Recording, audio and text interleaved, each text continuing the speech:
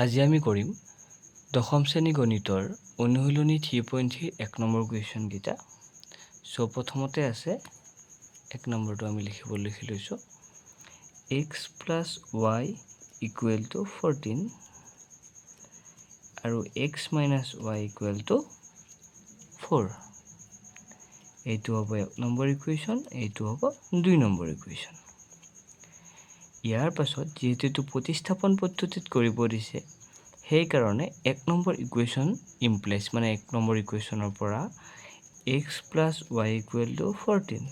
ইয়াৰ পৰা আমি x ৰ মানটো উলিয়াই ল'ম। x = যেহেতু y টো ইয়াৰ লগত পজিটিভ প্লাস চিন হৈ আছে, এফালে গ'লে এইটো নেগেটিভ হৈ যাব। সো ইয়াতে হ'ব 14 - y। এইটো হ'ব তোমাৰ 3 নম্বৰ ইকুৱেশ্যন। এই 3 নম্বৰ ইকুৱেশ্যনত পোৱা 3 নং সমীকৰণত পোৱা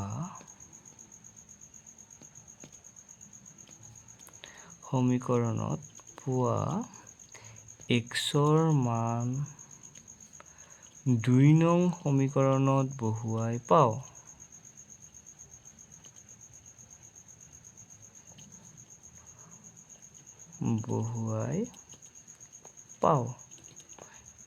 কি পাওঁ? এই 2 নম্বৰ সমীকৰণটো কি আছিলে তোমাৰ x - y = 4। সেয়ে ইয়াতে x ৰ আমি ভ্যালুটো কি পালো 14 - y। ইয়াতে লিখি দিম আমি 14 - y। আকৌ ইয়াতে মাইনাস চিন আছে, আকৌ মাইনাস চিন। ইয়াতে y আছে, y = 4। এতিয়া কি হ'ব -y - y। ইয়াতে আছে দেখিছা তোমালোকে -y - y। দুটা -y লগ হলে 2 - 2y হ'ব। যেহেতু দুটা আগত মাইনাস আছে গতিকে মাইনাস, আৰু দুটা y লগ লাগিছে কাৰণে 2y ইকুৱেল। ইয়াতে 4 আছে, 4 লিখিলো। এইটো ইফালে কি হৈ আছিল পজিটিভ হৈ আছিল নহয়, আৰু এইফালে যাওঁতে এইটো কি হ'ব নেগেটিভ হৈ যাব -14। এটা -2y = 14 ৰ পৰা 4 মাইনাস গ'লে কিমান 10, আৰু যেহেতু ডাঙৰটোৰ আগত মাইনাস চিন আছে গতিকে ইয়াতে হ'ব মাইনাস। এতিয়া y = কি হ'ব -10 / -2। এইটো -2 হ'ব, -2 2 কিয় হ'ল বিকজ এইটো ইয়াৰ লগত ইনটু হৈ আছিল, এইফালে গ'লে এইটো ডিভাইড হৈ যাব। সো y = কি হ'ব মাইনাসে কেনসেল যাব, 2 ৰে 3 5 বাৰ যায়, গতিকে এনসাৰ হ'ব 5। মানে 2 ৰে 10ক হৰণ কৰিলে 5 ৰয়। এতিয়া আকৌ আমি লিখিম y ৰ মান 3 নং সমীকৰণত বহুৱাই পাওঁ। 3 নং সমীকৰণত বহুৱাই পাওঁ। এইটো লিখিম x = 14 - y। এইটো আছিল আমাৰ 3 নম্বৰ ইকুৱেশ্যন।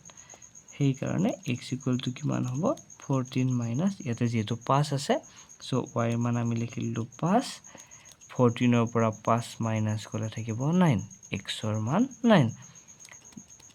এতেকে x ৰ মান হ'ব 9, y ৰ মান হ'ব 5। এনেকে কৰিব লাগে। এইবাৰ 2 নম্বৰ ইকুৱেশ্যনটো কৰিবলৈ লৈছো। 2 নম্বৰ ইকুৱেশ্যনটোত আছে s - t = 3 আৰু আছে s/3 + t/2 = 6। এই ইকুৱেশ্যনটো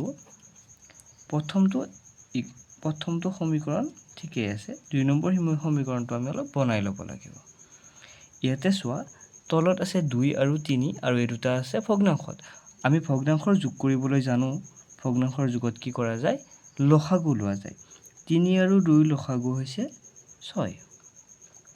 লসাগু লোৱাৰ পাছত কি কৰিব লাগে, ইয়াতে যেহেতু 3 আছে, এই 3 ৰে এই 6টো আমি হৰণ কৰিম। 3 ৰে 6 হৰণ কৰিলে কিমান ৰয় 2 ৰয়, গতিকে ইয়াতে 2 লিখিম। আৰু s ইয়াতে যেহেতু s আছে গতিকে ইয়াত s টো পূৰণ কৰি দিম।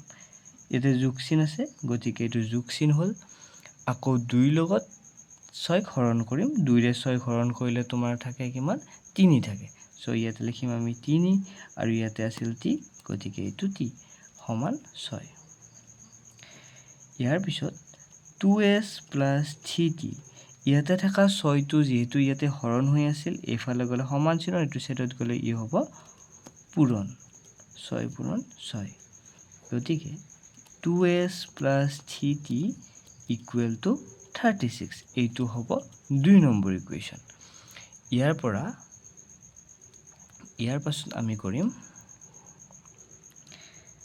1 নং ইমপ্লাইজ মানে 1 নং সমীকৰণৰ পৰা s - t = 3 s = কি হ'ব 3 + t যোগ চিনটো কি হৈছে নিশ্চয় তোমালোকে বুজি পাইছা কাৰণ ইয়াতে মাইনাস চিন আছে গতিকে এইফালে গলে এইটো প্লাস চিন হ'ব এইটো হ'ব তোমাৰ 3 নম্বৰ ইকুৱেশ্যন 2 নং সমীকৰণটো আছিল 2s + 3t = 36 2s + 3t = 36 so ইয়াতে আমি কি ভ্যালু পাইছিলো s ৰ ভ্যালু পাইছিলো 2 * ইয়াতে কি পালো 3 + t 3 + t + 3t = 36 ইয়াতে কি হ'ব 2 লগত প্ৰথমতে এইটো পূৰণ হ'ব 3 পূৰণ হলে 2 লগত 3 পূৰণ কৰিলে 6 পায় প্লাস এইবাৰ 2 লগত t পূৰণ হ'ব 2 লগত t পূৰণ কৰিলে পায় 2t প্লাস 3t = 36 ইয়াতে দুটা t আছে ইয়াতে তিনিটা t আছে লগে লগে মুঠ কেইটা t হ'ব 5টা t 5t = 36 ইয়াতে যেহেতু এইটো প্লাস পজিটিভ চিহ্ন আছে এইফালে গলে এইটো নেগেটিভ হৈ যাব সো ইয়াতে হ'ব 6 5t = 30 36 ৰ পৰা 6 মাইনাস গলে 30 হয় হে t = কিমান হ'ব 30 / 5 মানে এইটো যেহেতু পূৰণ হৈ আছে এইটো সাইডত গলে এইটো হৰণ হৈ যাব হে 5 ৰে 30 ক হৰণ কৰিলে আমি आंसर পাও 6 3 নং সমীকৰণটো আছিল s = 3 + t আমি t ৰ মান পালো কিমান t মান পাইছিলো আমি 6 যেহেতু আমি t ৰ মান পাইছিলো 6 গতিকে t ঠাইত 6 লিখি দিলো এতিয়া s ৰ মান হ'ব 3 য়ে 6 য়ে 9